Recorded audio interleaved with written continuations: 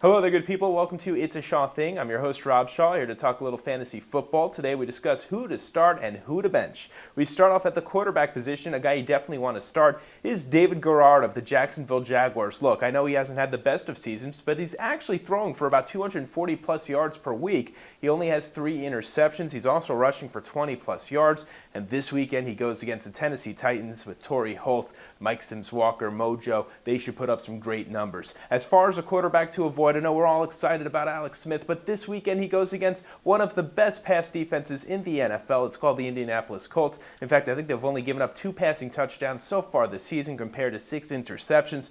Smith will be good next week, but not this weekend. Now we move to the running back position. Kevin Smith, I talked about him yesterday. The Lions taking on the Rams this weekend. Also, the Lions passing game very weak because of injuries. It looks like Matthew Stafford's not going to play. Calvin Johnson currently is questionable, so they'll hit the ground hard against a team that is horrendous against the rush, a team that actually leads the league with 11 touchdowns allowed on the ground so far this season. Kevin Smith, a great start. A guy to avoid, Donald Brown, the rookie for the Indianapolis Colts, having a very nice year, but right now he's questionable because of a bad shoulder. That being said, Joseph Addai is the guy who's going to get all the carries more likely than not, so expect Addai to come up big this weekend against the Niners, not Mr. Brown. Next up, Mike Sims-Walker at wide receiver, a must start. This is a guy who's averaging 80 yards per week. He missed one game because of a team-imposed suspension, but other than that, he's been fantastic, putting up huge numbers. In fact, most recently, 9 receptions and 100-plus yards in Week 6. Now we're talking about Ted Ginn Jr., a guy to avoid